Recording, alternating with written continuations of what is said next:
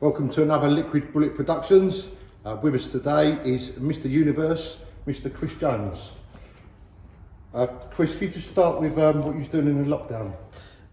Yeah, sure. Well, I had a gym up until August of this year, just gone. So that was a very successful little gym called Titans in Rayleigh. So I had to move out of there in August because the landlord, they're building flats on the current site. So I've been looking for a new premises since and managed to find something. At the beginning of December we started work on the gym that we're in now. It's called Evolve Fitness. So we've been working on this project for the last few months, and yeah, just really hoping that the government will give us the green light at some point soon to be able to open to the public. So it has been a very difficult year. I'm sure it's been a difficult year for many small businesses and gyms up and down the country. So we're virtually sort of 90–95% there now. So again, just waiting for the government to give us the green light. Have you been able to train in a lockdown or not been able to have access to the gym equipment? I have been able to train, and in all honesty, I've not really missed much, if any, training at all. But having said that, it has been extremely challenging because, you know, I've had to make do with sort of makeshift training facilities. We even moved some of my old equipment out of storage down to a friend's scaffolding yard, where we just put an adjustable bench, a selection of dumbbells, barbells, plates, just the basics so that we could go down there and do a little bit of training. Yeah, just enough to get just enough to kind of get you through. And also a couple of people whom I know that they've been kind enough to allow us into their gyms sort of behind closed doors. So again, having to be very, very careful because at the end of the day, it's their livelihood that's at stake. So it has been very challenging, and I think it kind of reinforces to us all what we perhaps once really took for granted. You know, that going to the gym was just an everyday occurrence, not part of our lives, you know? Like, you know yourself, Lee, with your martial arts, you know, it's just something you took for granted, your training and everything. And the same with bodybuilding. We just thought, oh, you know, it's just normal part of everyday life. And I think it's made us appreciate a lot more what we kind of have. Yeah, I think it will, once things go back to normal, yeah, people are going to appreciate it a lot more. Definitely, and I think the gym scene will be absolutely booming after the lockdowns are released, so yeah. I've just got a list in front of me of your achievements, so I'm just going to read them out. Yeah. So, 1994, it was EFBB Mr. London Classic Junior Class 3, 3rd place.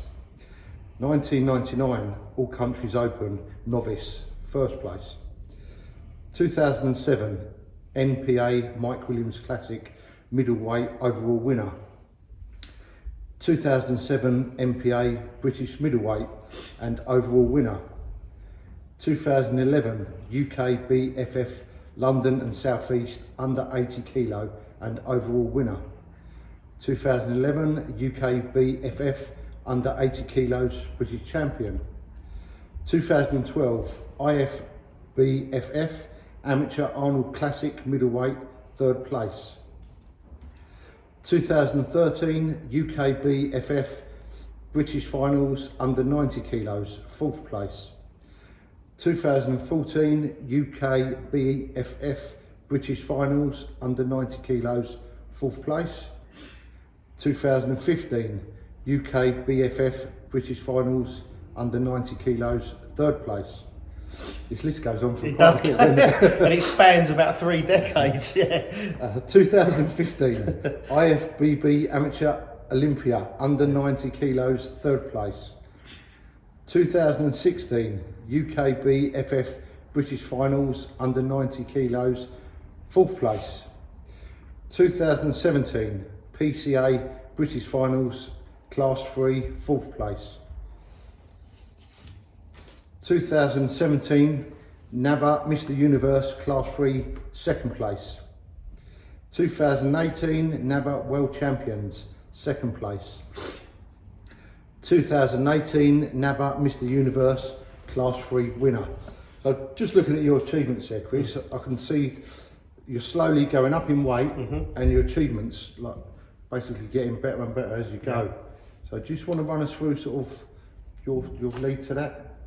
Yeah, I mean, obviously, bodybuilding is, I suppose, very much a progressive sport where, you know, the sport of bodybuilding, it takes many, many years to develop that sort of quality muscle look. So with sort of most other sports such as track and field, athletics, football, things like that, you know, boxing even, you're looking at sort of, you know, the prime of an athlete being in their 20s to maybe early 30s, maybe at the latest sort of 35 in football, for example. But in a sport like bodybuilding, because it takes many, many years to develop that density, that quality of muscle, generally there's a lot more longevity in the sport. So, you know, you've got guys, athletes hitting their peak mainly in their sort of late 30s, even sort of early 40s, mid 40s even. So, you know, it just takes a long, long time. And I started out as a youngster, competing in the junior classes. Obviously, you know, you're lacking in experience and knowledge, and you just do what you think is the right thing. And then I managed to get some guidance from a guy that used to run the gym where I trained at, and he helped prep me for the shows a few years later, and I did very well under his guidance. And to be honest, I still kind of go to him today for that guidance, and just to cast a set, you know, another set of eyes on me, and to tell me that I'm too fat for where I should be in the diet or whatever I need to do and get my arse into gear. So yeah, and again, you know, over time you obviously add muscle to your physique, and that's the whole idea of bodybuilding, whilst trying to preserve, you know, good proportions, good conditioning, and muscle flow and shape. So over the years, obviously, where I've added more muscle, you know, went into the middleweights as an under 80 kilo competitor. But having said that, as an 80 kilo competitor, I really did struggle to make that weight. That was a really tough ask. I was going to say it must be hard, because when you're sort of at the top of one weight category, and then you step up, you're going to be then at the bottom of that weight category. That's so it. It's a bit more of a challenge to step up. Yeah, it is. It is a very big challenge in bodybuilding, because unlike in boxing where you have kind of narrower weight divisions as such, in bodybuilding we literally have sort of 70 kilos lightweight, 80 kilos middleweight, 90 kilos light heavy, 100 kilos heavy, and over 100 super heavy. So a 10 kilogram weight band, or 22 pounds in weight, is quite a significant difference. That's it. So, you know, when I was dieting for the middleweight classes, I was virtually ready at about 82 kilos. But obviously for me, the best decision was to try and get my weight under that 80 kilo limit. And I managed to do it comfortably for the first couple of times. And then the final time that I did it was when I competed in the Amateur Arnold Classic in America, in Ohio. And I came 3rd in the middleweight category there. And I remember just trying to make that weight class, and it killed me. I had to do 2 sessions on the hotel cross trainer in the gym in the hotel on the weigh-in day. Before the weigh, yeah. So we had the weigh-in, I think, on the Friday, and then I competed on the Saturday and Sunday. So I think the morning of the weigh-in, I was something like 81.7 kilograms after having some breakfast, and then I literally had to just not eat or drink anything all day, do 2 sessions on the cross trainer to try and drop the weight, and I got to the scales that evening and I think I was 79.3. So, and after that I just said to myself, there is no way I'm making middleweight ever again. And then I literally took the next year out from competing, 2012. I didn't compete at the British finals that year because I'd already done the Arnold, like a big international. So I focused all my energies onto having a productive off season, because it felt at the time my body was wanting to progress, it was wanting to grow and get bigger. So yes, it was a lot of hard work, but my body was at that point where I kind of maxed out what I could do in the middleweight class. So the next logical step was to try and consolidate myself as a light heavyweight. I suppose if you stayed in that weight category and didn't go up, you wouldn't really been able to put any more size on. And if you're training, I suppose it's hard. Exactly. To do, isn't it? And at the end of the day, you know, it is bodybuilding. We're trying to accumulate tissue on the frame. So yes, as you say, I would have been limited. And the funny thing was, when I was doing the Arnold in America, I was actually the tallest competitor in the top 5. So that shows you, obviously, I was sort of a lot taller and sort of leaner, as it were. So my body was wanting to then go up in weight. And that's what I spent the next year doing. I had some really good gains and really good results. And then when I came back to the British stage in 2013, I think I was something like 85.5 kilos on stage. So I'd put on a good sort of 5.5, 6 kilos plus in a sort of 18-month period, but that's of pure muscle tissue, not of bulk, yeah. And then literally each year after that, I would go up incrementally on the scale. So the next year I think I was 87, then I was 87.7, and then 88 point something, until in my last couple of times competing in the weight class, I was 89 point something. But then when I moved to the federation called NABA, they don't have weight classes, they have height classes. So it's a different way of kind of looking at competitors. Yeah, very. Yeah. Just going to go back, Chris. Just tell us a little bit about your youth and growing up. Yeah, sure. Well, I mean, I suppose I come from a background of guys who were always into sport. You know, my dad's family. His father was an international gymnast, boxer. Did unarmed combat and taught that to the troops in the Second World War. So, and all my dad's uncles were in some way involved in gymnastics, swimming, water polo, rugby, various sports. So I think there was always that element in my family. And as a kid, I always remember my dad, he was always doing some kind of sport. I mean, he wasn't what you call a bodybuilder, but he was always sort of doing something. So he'd be out running a couple of times a week, he'd be playing squash with his friends, he'd be swimming, he'd be lifting weights a couple of times a week. So he was always a very active person. An all-round fitness. Yeah, like all-round fitness. So I suppose that's where the interest developed for me. And then as I got a little bit older, my dad used to take me down to the local rugby club with him, where he'd lift a few weights a couple of times a week with a friend. And I just used to really be impressed by it, and I liked the look of that. And I thought, well, I want to try that. So what age did you first become interested in bodybuilding? Yeah. And why or who inspired you the most for that? Yeah, sure. Well, I mean, as I said, my background was always in sports as a child. I was always doing things like swimming, judo, gymnastics. And then, the first time that I was actually exposed to, I suppose, the world of muscle, and I kind of saw somebody that I wanted to emulate or look like, I was only about 9 years old, funnily enough, and my dad brought home a VHS copy of the film Conan the Barbarian with Arnold Schwarzenegger in. Still obviously one of the greatest of all time. And I remember seeing Arnold in the film playing, you know, Conan, and I thought, not only because of the physique, but the warrior mentality, the warrior character. And I was, as a small child, I was really impressed by that. And I said to my dad, I remember saying to my dad, Dad, I want to look like that man. And obviously didn't look quite like Arnold, but in my own sort of smaller version, I suppose, managed to achieve something pretty good. So yeah, it was that sort of first spiked my interest. And then when I got to my sort of teenage years, my dad would take me training with him. And then I would try doing a few little bits with dumbbells, etc. And then in my last year of school, I was just doing things like push-ups, sit-ups, and a little bit of light dumbbell work. And I noticed changes in my body already, even from just doing those kind of small exercises. And by improving my diet as well, because I started learning about nutrition in my teenage years, by improving my diet and cutting out junk food and fizzy drinks and things like that, I noticed a reduction in body fat.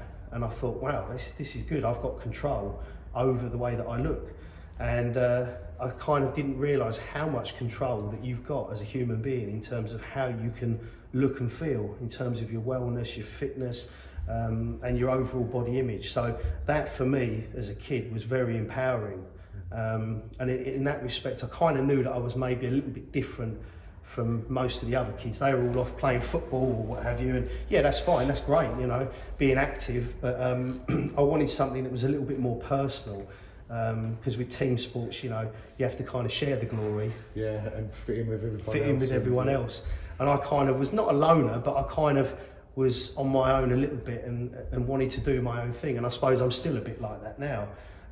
Being an only child as well, I didn't grow up with any siblings, so but I was always very close to my dad growing up and doing stuff with him. Yeah. What sort of diet do you need to if you're doing bodybuilding? Is there a certain diet, and does that change when you're competing to when you're just normally training? Yeah, I mean, obviously, if you're into competitive bodybuilding, then the diet needs to be a little bit more extreme, as you know, many factors are in the sport of competitive bodybuilding. But having said that, it's not like bodybuilders eat any special kinds of foods compared to you know, anyone else. It's just probably the quantities of food that is a little bit different. So what would be the sort of idea of your sort of diet for a day? Well, for example, there's two distinct phases in a bodybuilding year. So you'll have your off season and you'll have your pre-contest phase. The off season will last for the majority of the year, and the pre-contest phase will be normally the last 3 or 4 months leading into a competition. And the purpose of the pre-competition phase is to strip down any body fat that you may have accumulated in your off season, whilst preserving as much of the muscle tissue that you've built in the off season, and getting that extra lean, shredded kind of look. So the food types don't necessarily differ too much between the two seasons. Obviously in the off season you've got a bit more scope for freedom, where you can have sort of sauces and gravies and, you know, things that would maybe be a little bit kind of forbidden in the pre-competition period. So for example, in a off-season phase, I'll gladly have a takeaway curry on a Saturday night, I'll have a roast dinner on a Sunday, but what I try and focus on is kind of wholesome, single ingredient, natural foods. So for example, yeah, there's going to be plenty of meat, you know, steak, chicken, fish, and I think that the one thing that kind of sets a bodybuilder apart from most other athletes is the degree or the level of protein that they consume, because obviously muscle is made from protein. You can't build muscle out of nothing, so you have to supply the essential nutrients that the body needs in order to manufacture that new muscle tissue. So, you know, a bodybuilder's diet will be sort of pretty high in protein, but again, it shouldn't just focus on protein, because a lot of people out there think, oh, take a protein powder. Well, to me, yeah, that's a useful addition, and you know, not saying that it's bad. I mean, I use protein powders myself after training, for example, but a lot of people kind of tend to rely on powders rather than natural food. And not being funny, you know, nature has designed us to eat food, and you can't beat wholesome natural foods for muscle building, fitness, health, you know, vitality, body fat reduction, all these kind of things, and preserving your health. So, you know, it would be typically things like steak, lean steak, chicken, fish. Carbohydrate sources would be, for example, any kind of rice, any kind of potatoes, white potatoes, sweet potatoes or yams, pastas in the off season generally, and some bread as well. So, you know, a lot of people say, oh, you shouldn't eat bread. Well, it depends what your goals are. You know, obviously leading into a show, then I would eliminate foods such as breads, pastas, things like that, sauces, things that are going to be quite calorifically dense, butter, things like that, peanut butter, which are some of my favourites actually. And I do miss a bit of toast when I'm dieting, I can tell you. So yeah, it's not so much there's a radical change in the food sources that you consume. And what happens is, over the kind of 12-week period that I tend to take to get ready for a show, is that over time you'll sort of whittle down your carbohydrate intake. So for example, you know, at the start of a prep you may be consuming something like 250 grams of cooked weight of rice with each meal. Then as the prep goes on, you'll reduce it to 225, then 200, then maybe down to 150 towards the end of the prep. And the same goes for other portion sizes of foods, you know, where you'll gradually reduce that over time, because at the end of the day, getting lean and ripped and ready for competition is basically about calories in versus calories out. So what you do is you increase your activity level by doing daily cardiovascular exercise, which helps to, you know, get the metabolism working faster, burn body fat, and then you decrease your calorie intake. So the two things combined, you are going to get leaner. So what is the average calorie intake for a bodybuilder? Because a standard person like a male is 2,500. Is that correct? I think that's about right. Yeah. So what would be like a bodybuilder trying to grow sort of calorie intake? It's a very difficult question to answer like precisely, because obviously everybody's different. I mean, for example, because I've trained for so many years and I've trained my body to be used to huge quantities of food, I can quite easily put away 4,500 to 5,000 calories a day, and I won't get fat on that. I'll just get sort of, I suppose, more muscular. So I suppose typically for a bigger guy, I mean, I'm only a relatively small bodybuilder, but for a guy who's maybe 5'10" and kind of pushing, you know, high 200 pound, 260, 270 in his off season or even higher, he's going to need a lot more food than a smaller guy who's say 5'6" and 200 pound in his off season.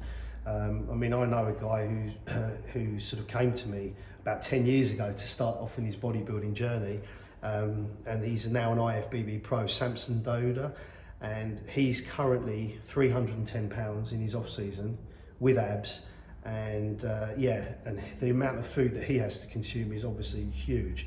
So it does depend on the size of the individual. It depends obviously on your activity level, years of previous training and dieting. So I would say off-season bodybuilders, anywhere from kind of 4,000 to 6,000 calories. Pre-competition, you might bring that down to maybe 2,500, 3,000, something like that. But again, it's just dependent on the individual. Yeah. That's a high amount of calories, isn't it? 5,000. Good job I'm a greedy. Past the Mars bar, trying to load of weight. Well, good job I'm a greedy man. So, and it does help if you enjoy food. You know, there's no doubt of that. And I love eating. I love food. I do enjoy all my food. And people say to me, "Oh, do you not get bored of eating this?" No, I don't. I actually enjoy every one of my meals. You know, I might get some days where my appetite isn't as good as other days.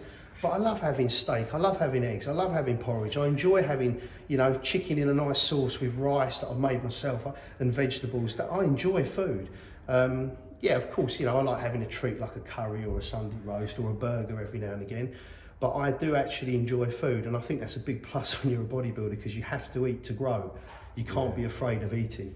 Yeah, that's what I was going to say. You've got to be quite strict with yourself as well, haven't you? Not to have like McDonald's, KFC, pizzas, and so you've got to change your lifestyle really to go with the training. Absolutely, and it's, you know, the analogy that I would use, it's like, for example, if you want to be running a Formula 1 car, you're not going to put 2-star unleaded in it. You know, you've got to fuel the machine. And yeah, of course, every now and again, we all enjoy a bit of junk food, a bit of fast food, like a McDonald's or KFC. And every now and again, it won't do you any harm. But really, what you need to do is have the majority of your foods from wholesome, single ingredient, natural foods. So if you can do that, then I think you're kind of halfway there. So just going into the training, how much training per week do you have to put in to sort of gain size? Right. And how many hours per workout do you need? Yeah. Well, the thing is with bodybuilding is a little bit different to most other sports, because with most sports you generally think that the more time that you invest in it, the better that you'll become at it. So for example, say you were practicing your golf swing. The more you practice your golf swing, the better you get at it. Yeah. Same with football. The more you practice your passes and dribbles, generally the better you'll become.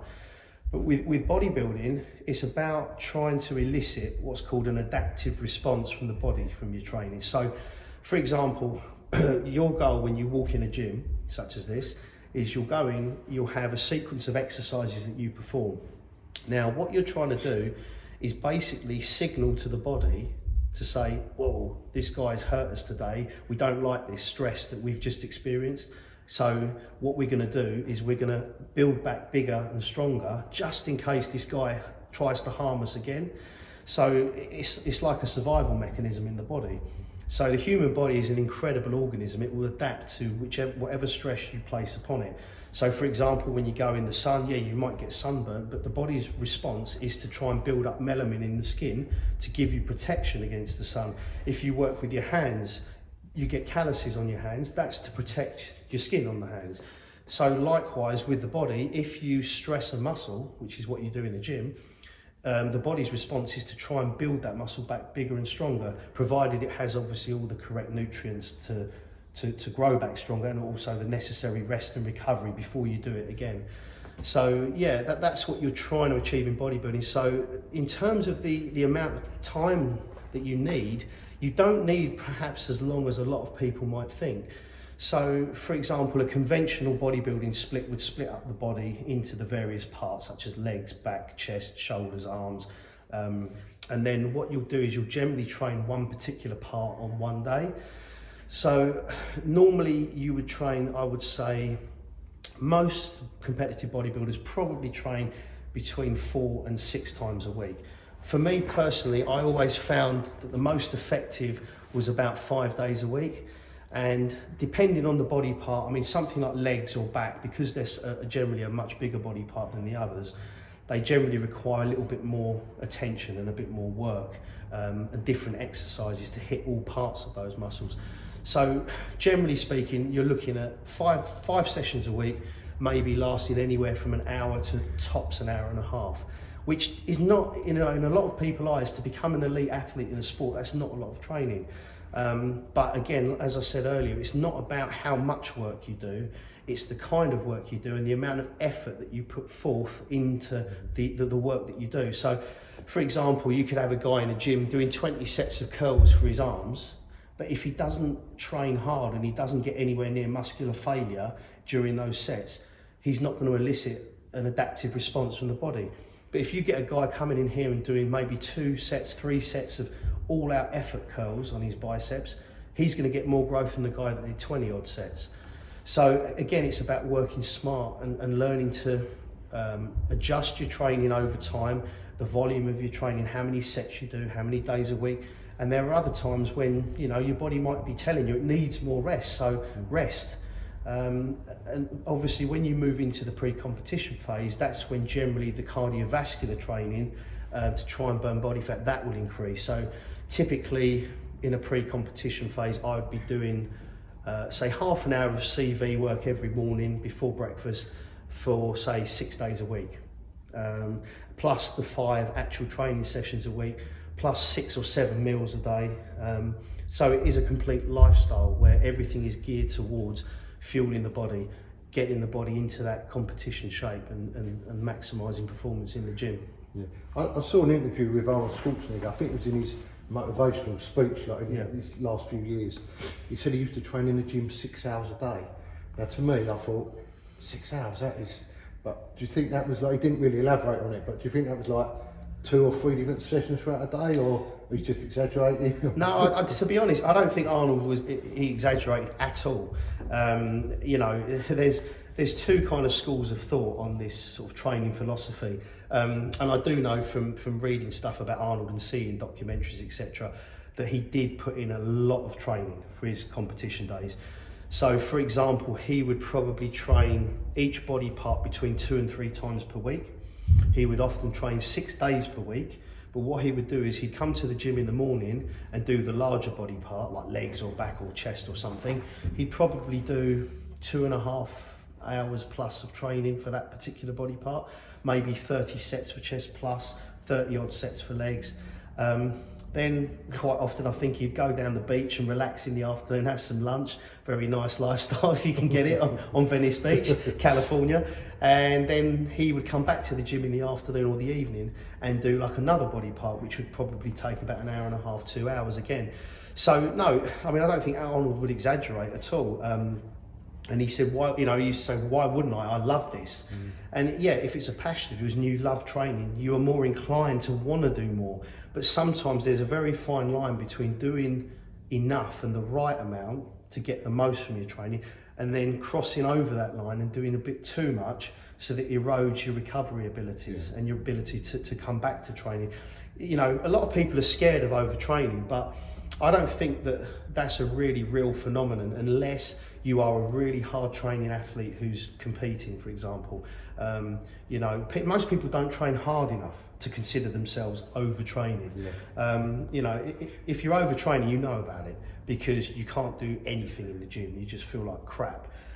You know, even at night, you know, the funny part is, even though you feel exhausted, you can't sleep. Your appetite's poor. You know, your motivation is through the floor. You've got no motivation, you don't want to train. And all these signs are kind of telltale signs that you're overdoing things. You know, what we have to remember as well with Arnold Schwarzenegger is he was probably genetically one of the most gifted human beings ever in the sport of bodybuilding. So his recovery abilities, his robustness to kind of withstand exercise was probably much higher than the average person. So, you know, and everyone's different. But if you come away from that school of thought, you've got the opposite end of the spectrum, where you've got the kind of Mike Mentzer heavy duty system, you know, of one all out set to failure. And that kind of system was adopted by our very own Dorian Yates, who was Mr. Olympia during the 90s, 6 times Mr. Olympia. Now, Dorian adapted Mike Mentzer's training philosophies and style to suit his own style. But generally, Dorian would only do one all-out set of an exercise to complete and utter muscular failure. And what I mean by that is where he could no longer complete one full repetition without the assistance of a spotter. And quite often he'd go beyond that point of failure, where he'd introduce things like forced reps or negative reps, where the spotter would lift the weight, he would then have to resist it and hold it on the way down, the spotter would lift the weight again. So it's a very brutally intense training technique of taking things another step further in your training. But a word of caution, you can only use those kind of techniques sparingly, because they can be quite harsh on the body. So, you know, you've got these two schools of thought in terms of training volume and frequency. I mean, Dorian Yates, he won 6 Mr. Olympia titles, and he literally trained 4 days a week for about an hour a session tops, maybe sometimes even less. And he probably did, say, 4 or 5 cardio sessions a week. The rest of the time was spent resting, recuperating, obviously posing practice, eating, all those other things. Yeah, so you're like, so two totally different. Totally different. So, you know, it just shows you that, you know, we're all physiologically, essentially, we're all the same in terms of how our bodies respond and work. But obviously, it's just like with height, hair colour, build, you know, features on the body, that there's massive individual variation. So there must be massive individual variation in terms of people's recovery abilities, their ability to stand exercise, their genetics in terms of how much muscle they can grow, how lean they generally are, how much food they can consume, how much food their body can actually process. So, you know, where there's so much individual variation, there's no 100% right or wrong way of training or eating or doing something. And I think that it comes down to individual interpretation at the end of the day. If you want to be elite in your sport, you have to be completely in tune with your own circumstances, your own body. You can learn knowledge from anywhere and from anyone, but you know, you can try and emulate somebody's training program, but you have to remember that you're not them. You are you, and that's why you are unique. And you have to kind of, over time, work out what kind of volume of training you need, what sort of level of intensity, how many days per week. But again, there's no getting around the fact that generally success in anything boils down to how hard that you're willing to work. So every session in the gym is like going to war. It's, you know, I know it sounds a bit cliche, but you have to walk in a gym with a completely focused mindset. You have to have a plan, a game plan, a plan of attack. You have to kind of know, right, what I'm doing today is this exercise, followed by this one and that, and I'll finish on this one. And you need to know roughly how many sets you're going to be doing. You need to know, you know, it's like having a map. You wouldn't go from point A to point B if you didn't know the route without a map. So you kind of have to plan, if you want to be the best, you have to plan what you want to do. Yeah. Sometimes that will change depending on circumstances on any given day and energy levels, etc. But, you know, you can't just walk in a gym and haphazardly throw together a workout and expect to get the best from yourself. So at the level you're at the moment, do you need a training partner for like safety, or can you still train on your own? Over the years, I've had training partners, and you know, a very good training partner, I have to say, is worth their weight in gold. Because first and foremost, they can be there to what's called spot you. So if you're doing a particular exercise and you're reaching that point where it's a real struggle, they can maybe assist you at the very end on a bench press or what have you, and just get you through that sticking point of a rep. And also, they can act as a great motivator as well. So, you know, they can encourage you and say things during it, like, come on, one more. Wind you up Yeah, and scream at you. yeah, exactly. Call your name. Take the piss out of you. Yeah, exactly.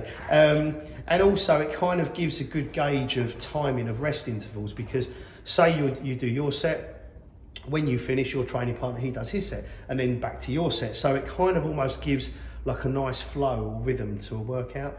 And obviously I think the biggest thing is the motivational side of things. Training on your own sometimes can be very hard, you know, motivation wise. Something I've done over the years quite a lot. I suppose, like with the motivational side, if you're a little bit tired or you're feeling like giving up, it's easy on your own to just give up, isn't it? Where Absolutely. if someone's giving you a kick up the backside, it's a bit more encouraging. Bit more motivation, yeah.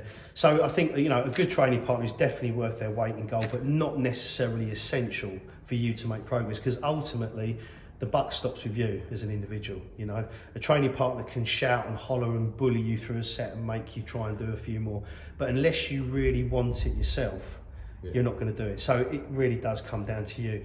The only times when I was training on my own, say for example I'd be doing a really heavy leg press or a heavy squat, or something that was could potentially be dangerous or go wrong, then I would always call somebody to stand by just in case. But that was more as a precautionary measure. It wasn't because I kind of lacked confidence in my abilities. I knew I could do it, but it's just in case, you know, for a safety aspect. So does your training actually change, like coming up to a competition, or do you still do the same exercises? And No, absolutely. The training, funnily enough, training is probably one of the continuums of a bodybuilder's kind of lifestyle regime, because very often the pre-competition training will be virtually exactly the same as the off-season training. Perhaps the only kind of caveat I would say to that would be that as you get deeper and deeper into a prep or a diet and you're coming towards the end, your energy levels are really low, your body fat levels are low, so that you haven't got an energy reserve. You may then decide to split up body part groupings even further. So I'll give you an example. During your off season, you might just hit legs as a whole body part. So you would do the quadriceps at the front, the hamstrings at the back, then the calves in the lower leg during an off season. During a pre-competition phase, what you might do is you might split that up. So you would do, for example, quads and calves in one session, hamstrings and glutes, which is basically your bum cheeks, your hamstrings and glutes in another session. And the reason for doing that is because you can then separate it out and potentially make each of those sessions a bit shorter in duration. Where you've got low energy levels and you're struggling to get through workouts by the end, it makes sense to kind of cut the workouts down a little bit. so I suppose if you're running low on energy, if you're doing loads, that the last muscle you're working is getting less effort in it. Absolutely, because you've got less energy. It's like a fuel tank, you know, you've only got limited reserves. And during an off season, when you're carrying a bit more body fat and you've got more energy, you've got higher calories, it's a lot easier to get through a grueling training session. But as you come towards the end of a prep and you're really running low on energy, I mean, it's a struggle just putting your trainers on in the morning, let alone actually pushing yourself through a crippling workout. But yeah, that's the only thing that would potentially change. Plus also from a safety point of view, I would say in the last few weeks before a competition, there are certain exercises that I perhaps wouldn't do. For example, like for back, like heavy rack pulls or deadlifts, which very much involve the lumbar region of the back. The last couple of weeks before a show, I wouldn't really entertain doing a heavy barbell squat. You know, at that stage where your joints are probably less lubricated because of the low body fat, the lower level of nutrients, and some of the things that you have to take for competition might get rid of those things, you know, from the joints, the synovial fluid. So it doesn't make sense. At that point, you're not going to gain any muscle tissue in the last 2 or 3 weeks before a show. But if you're stupid about your training, you can potentially injure yourself. And I did do that once to myself, doing heavy barbell curls, and I partially ruptured a tendon in my arm 3 weeks out from the Mr. Universe. So it wasn't a barrel of laughs, trust me. And it took a long time to heal, and it hindered the last 3 weeks of my training. So, but I just got through it the best I could. Still continued. Yeah, it still continued. Yeah, but you know, you kind of get to a point where you think, well, I've come this far, I'm not going to give up now. So you just do the best you can. But the point I'm trying to say about all of this training is you have to think of safety first and foremost. In the off season, you've got a bit more scope to kind of load up the weight a bit more, go for it and push it. Pre-competition, you're just trying to preserve the tissue you've built while stripping away the body fat and remain injury free, of course. Okay. Next question. What are your thoughts on steroids and the use of them? Yeah, this is, it's kind of, the issue of steroids is like a white elephant in the room, it's kind of, people don't want to talk about it, it's a taboo subject. Well, I'm happy to talk about steroids. The thing is with steroids, what you have to remember, and this is in no way any vindication or justification for using them, but in any sport at a professional or high level, there is use of performance enhancing drugs in any sport, cycling, even golf, boxing, Olympic weightlifting, track and field, athletics, rugby. So, the list goes on, and that's because people at that level are always looking for an edge. And I think if your livelihood depends on it, then there is, I suppose, a part-way justification for saying, well, look, this is what I need to do to obviously support my family or do whatever I do. Now, in bodybuilding, yeah, steroids on the competitive level is quite prevalent. And I think that the general public will associate bodybuilding more. It's more synonymous with steroid use because bodybuilding is completely a visual impact, where the layman or the average person in the public might look at a magazine cover of a bodybuilder on Flex magazine, for example, and they'll just go, oh, steroids, because it's so overt, it's kind of in your face that this is freaky development that's not normal. And yes, to be quite clear, that sort of level of development and body fat and that sort of competition look of the elite bodybuilders, yeah, steroids play a part in that, but regardless of that fact, then the athletes still have to do all the hard work involved in terms of the grueling hard training, the dieting, the suffering, the hunger, in order to look a particular way. And I think that a lot of people kind of use steroids as a crutch, and they say, if only I took what he was taking, I'd look like him. Well, no, sorry, you wouldn't, not in a million bloody years, because these guys are the most genetically gifted athletes in the world for their sport. They grow muscle very easily. They follow a regime of really grueling hard training, of consuming huge amounts of calories and food that most people would turn their noses up at. And yes, they will use anabolic steroids and other performance enhancing drugs such as growth hormone, etc., insulin, other things, in order to further their careers. And it's not something that's really talked about in bodybuilding, but it's just something that kind of, goes on. And everybody kind of just gets on with it. Obviously in Olympic-based sports, yes, it still goes on, but there's kind of rigorous drug testing in those sports. But again, there's always ways around testing. Most athletes have doctors that work with them that tell them when they're going to get tested, so they have enough time to come off any fast-acting compounds, and there are masking drugs that can get around tests, etc. So, I'm in no way saying that steroids are a good thing, not in the least. But in a lot of sports, it does seem to be kind of like a necessary evil.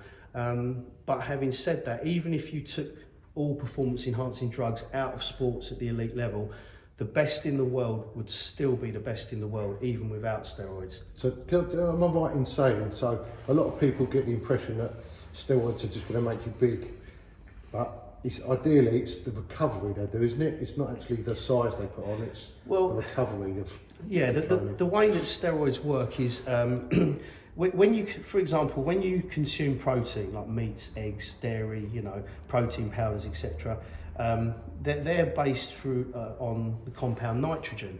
So what happens is that the steroids basically turn your body into like overdrive, like a machine in overdrive, where your what's called nitrogen retention rate is massively higher. So for example, say somebody who's not taking steroids might consume X amount of grams of protein per day, he might only absorb say Y amount of protein grams out of that. So, but somebody who's taking steroids, their body will be able to absorb and assimilate the majority of that protein and turn that into new muscle tissue. So it's like a 24-hour kind of furnace on the body, or like an overdrive, where the body is able to process nutrients, process protein, create new muscle tissue. And by definition, it puts you in what's called that anabolic or muscle building environment. And the upshot of all of that is that your recovery ability, as you rightly say, Lee, is greatly enhanced. So if you've got a better recovery ability, it means you can train harder, you can train more frequently, you can put greater stresses on the body and still come back from that. So, you know, that's the sort of mechanisms by which steroids work. And the other thing that they can be useful for is, for example, dieting for a show where you're trying to preserve lean muscle tissue, but you're on low calories. So those steroids help preserve lean muscle tissue, and they have what's called anti-catabolic properties. So they prevent muscle breakdown. What's your advice? I mean, some youngsters, they seem to want to take steroids, do a bit of biceps in the daytime or something on the weekend, and just to show off down the pub.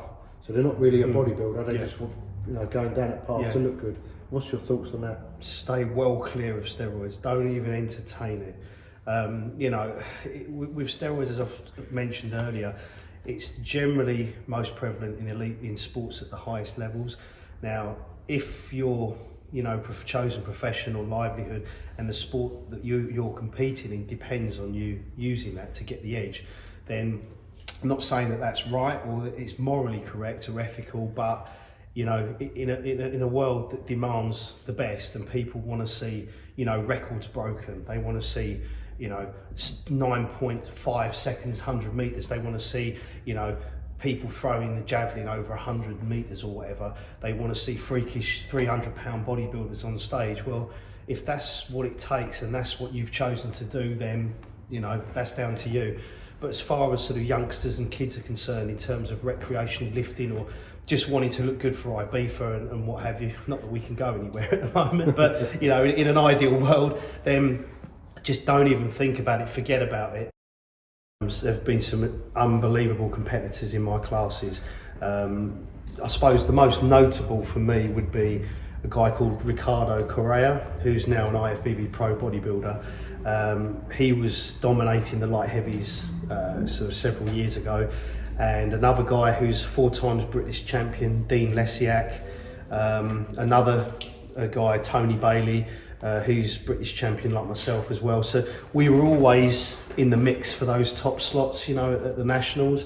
And it was funny because each year we kind of show up, and as we're getting ready and pumping up backstage, we try and have a sneaky look at the others and sort of see what they were looking like, And Tony used to say to me, "Oh, I looked at you, Chris, saw your hamstrings and that, and thought, oh God, he's nailed it this year." And like we do the same with the other guys. But the funny thing is even though we were rivals on stage, we actually became really good friends, because when you're sort of competing at that level, you get this sort of mutual respect for each other, because you know what each of you's been through to get to that stage and to look the way that you look. So yeah, the friendships, they still endure to this day. I've also come up against some incredible opponents in internationals as well. For example, when I did the Arnold Classic in America in 2012 as a middleweight, there were 2 guys who were multiple world champions between them. They were both the guys that came top 2, they were world champions. I came 3rd. So yeah, it was an incredible experience, and it's quite humbling to come up against such great competitors. Because at the end of the day, when you're starting out, you do the more local shows, the regional shows, and it's all very well being Mr. Canvey Island, but let's be honest, it doesn't really carry much kudos, much weight. And then as you move up the rankings and you go from the regional, local level to not national level, that's a big step up. And then you go from the national level to the international level, and again, you're going up against the best in the world. So it is quite an incredible experience. And I would say that over the years, I've come up against some incredible competitors. We've had some great kind of battles on stage of comparisons of posing, etc. But one of the things that I kind of love about the sport is the camaraderie, and you shake each other's hand afterwards and congratulate each other. So I would say those guys have probably been the best. So what skills has the sport of bodybuilding taught you about yourself, and how can you apply them in other areas of your life? Yeah, it's funny because the discipline, the commitment, and the dedication that you need to put into the sport of competitive bodybuilding, it takes, I think, a special kind of person to be able to do that. And it's the same, I believe, in sort of most sports at that kind of level, that you know, it consumes your life. And you've got to be a special kind of person mentally to be able to put yourself through what you choose to put yourself through. You know, I mean, it's something that we choose to do. So, you know, let's be realistic about it. It's something that we actually choose to do, we want to do. And, you know, we're willing to kind of put up with those things like the hunger, the tiredness, the fatigue, the brutal training, because it's all for the passion for what we love doing. So I think that the qualities that you develop through the sport of bodybuilding, such as the discipline, the commitment, the win at all costs, the drive, the determination, all these sort of attributes that you need to succeed in the sport, you can then apply those into your everyday life. So, you know, I don't mean to sort of make reference to bodybuilding in everything in life, but it does become very relevant in other aspects as well. You know, your sort of determination or motivation in business, you know, achieving your goals in any sphere of life. And I think that, you know, the sport of bodybuilding, I'm so grateful to the sport for helping me. I kind of really, I suppose, find out my own true self and my own true qualities, and how I am as a person. And I think that kind of being, you know, not losing, but coming second, third or fourth or not winning in bodybuilding shows has taught me a lot more about myself as an individual and as a human being than winning ever did, you know. And you know, of course it's fantastic to win, but as I said earlier, you don't always win, and it took me many years of fourth, third, second place to get to that point of winning. I think it makes more of an achievement though, doesn't it? It's like if you just get something straight away, you don't appreciate it. But if you've had to work hard for it, build up gradually, when you get there, you've actually really feel like you've achieved something. Absolutely, Lee, yeah. And I think, you know, I had that feeling when I won my class at the Mr. Universe back in 2018. It was kind of like the crowning glory. It was the vindication for all the years of hard work that I put into the sport of bodybuilding, that finally I'd achieved what I'd always wanted to achieve, which was to win the Mr. Universe. And it was kind of a strange feeling, because even though you're elated at the time, you're over the moon, it's everything that you've always wanted to achieve, there's also this element of kind of anticlimax and kind of like, oh, okay, well, I've done it now, where do I go from here? And then you know, you progress to the pro ranks, and again, that's a different ball game. It's like, you know, in the amateur ranks, I was the big fish in the small pond, and I was always near the top. And then you move into the pro ranks, and you're this little stickleback with all the predators starting again, yeah. And I think at my age now, it's getting harder and harder. So you've achieved quite a lot in your bodybuilding career, but where do you see yourself in 5 years' time? Will you still be competing, or? I very much doubt that I'll still be competing in another 5 years. I'd like to compete again this year.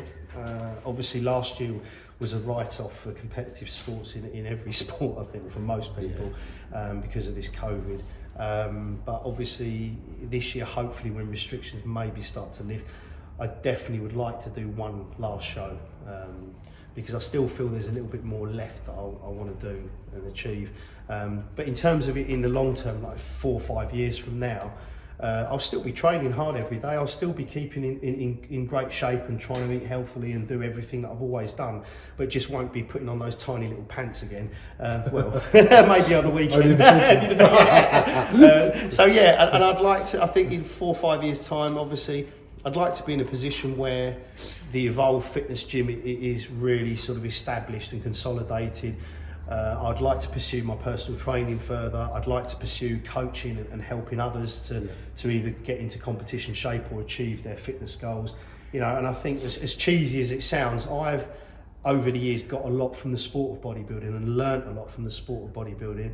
And it's just nice for me now at this stage in my career to be able to give back and to kind of help others who are coming up. And, you know, I think that I'm not trying to sort of advertise my services here, by the way, but, you know, if you're young and you're starting out in the sport, I think it really pays to kind of do your research, get yourself a really good coach that could save you kind of years of wasted effort and to try and, you know, achieve what you want to achieve. So I think a good coach is well worth the investment. It makes sense. Like you go to these sort of, what do you call it, franchise gyms, Fitness for Less or whatever, and you see some of the coaches, they're like, don't look like they've ever trained in their life, probably just done a quick online course or whatever. Yeah. So actually coming to someone yourself that's been there, done it, Yeah. it makes perfect sense, doesn't it? To why waste your money with someone that doesn't really know what they're doing when you can come to someone like yourself? Absolutely, and you know, again, an analogy that I would use, Lee, is, you know, if I wanted to one day climb Mount Everest, not that I ever would, but if say I wanted to climb, I'd want the help of somebody who'd already done that, That's right, who'd done it himself and could tell me about what's involved. And it's the same with any sport. You want somebody who's walked the walk. They don't just talk the talk. They've been there, seen it, done it. You know, got all the trophies and T-shirts and what have you. So yeah, I definitely think that if you're young and you're starting out in the sport, look for a good coach. Get yourself, you know, the right guidance from an early stage, and that could save you years. And it's well worth the investment, I think. Just carrying on to what I just said about the some of the coaches you see around. What's your views of that? There's so many people now teaching and coaching, and they've just sort of popped out of nowhere without any background. Yeah, I mean, the thing is nowadays the fitness industry, as you know, Lee, is massive in this country. And before we had all these lockdowns, it was almost as if going to the gym was like a fashion statement. It was very fashionable. Youngsters love going to the gym, which is a great thing because, you know, the fitness industry's never been so healthy and robust in this country. So, you know, that's a great thing. And obviously more and more youngsters are getting involved in learning, coaching and personal training, etc. But it's like anything, you're going to get massive variation in the quality of personal trainers, of coaches. And you know, I think that the sad part of it is that a lot of youngsters, they might have done one show, one local regional show, or they might have dieted down once, and then they consider themselves to be like an online coach or somebody who's a guru who's in a position to kind of impart their wisdom and knowledge onto others. But you know, the reality is you want somebody who's got a proven track record. I'm not saying that you have to be a Mr. Universe or Mr. World or Mr. Olympia or anything to have any kind of weight or kudos as a coach, not at all. But I think that, you know, as I said earlier, if I wanted to climb Mount Everest, I'd want to go and enlist the services of somebody who'd done it, or a Sherpa, somebody who'd lived the life. And it's the same with your bodybuilding. You want somebody who's been there, who has that experience and that knowledge from, you know, maybe years in the trenches of doing it themselves. Because I think that kind of experience will speak volumes, and it will say a lot more than something that you can learn online or in an 8-week course or something. Yes, you've got to have the knowledge, and if you have the paperwork and the credentials to back it up, you know, and your level 3 PT qualification, yeah, that's great. You know, because people love somebody who's qualified. But I think along with the qualification, you've got to have that personal knowledge as well and experience. Is there any other advice or messages you can give to people that either youngsters coming into the sport or people already training and want to sort of step up a little bit? Yeah, I mean, literally what I just said a few minutes ago, I think, is, you know, try and enlist the services of a good coach. You know, do your research, look around, ask around, see who's got a very good reputation and a really good track record.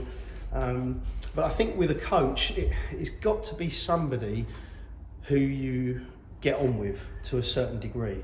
You can't be polar opposites or, you know, clash in that respect. So it's got to be somebody you feel comfortable with, somebody, you know, who you can relate to as well. So, for example, you know, if you're a youngster and you want to do a classic bodybuilding class, maybe look at a young guy who's achieved something in classic bodybuilding so that you want to try and emulate what they've done already, and you can relate to that kind of physique. You know, so I would say do your research, look for somebody who's going to help you achieve your personal goals, because there are too many coaches and people out there who will just give you a cookie cutter, or just there you go, there's your plan, get on with it. But the thing is, if you're going to get a good coach, the plan should be tailored and individualised to that person. You know, taking into account their training background, their food preferences, their experience already, whether they've used steroids or not, you know, what their current training setup looks like. So that needs to all be taken into account when tailoring training plans and diet plans to clients. So yeah, it's got to be somebody that they can relate to, and if you are going to get a coach, then there's no point in getting a coach and then saying, oh, do you know what, I just had a pack of biscuits on the weekend, or I had a sandwich, or I had a pizza as well. Because the thing is, that coach will know. because when you send them the check-in pictures or you check in with a coach and they see you, if you haven't lost weight on the plan that they've prescribed to you, and they're sort of sat there scratching their heads as if saying, well, why have you not lost weight? They're going to know that something's not right. So there's no point in paying for a coach, you know, and not following through the advice. Cheating yourself. Absolutely, you're cheating yourself. But I think that, you know, on the flip side of that, you've got to believe in your coach. You've got to have that conviction that they're doing the right thing by you. So if you believe that what they're doing is right, then you're more likely to follow it. So, you know, by all means ask questions and try and find out why they've come up with this sort of thing and what they've based a particular element of your plan on. But if you're going to employ a coach, for God's sake, just follow what they do. You know, I've had numerous occasions where people have come to me and they've said, look, my coach has told me that I need to do this, this and this. What do you think, Chris? And I'll say, well, if that's what your coach says, then do it. You know? I've got my own opinions and my own way of doing things. And it's not necessarily right or wrong. It's just my way and my personal opinion. But if you're paying for a coach, then for God's sake, follow their advice. Yeah, makes sense. Yeah. That's pretty much rounded it up for us. Chris, is there anything else you wanted to say? Or? No, I'd just like to say thank you, Lee and Roy, for the opportunity for letting me come on today and speak about a sport that you can tell I'm very passionate about. It's been a pleasure. Yeah, loved it every minute. And you know, as you can probably tell, I could talk all day and night about bodybuilding. So hopefully it won't bore too many people. Lovely. Thanks, Chris. Cheers, Lee. Nice one. Thank you.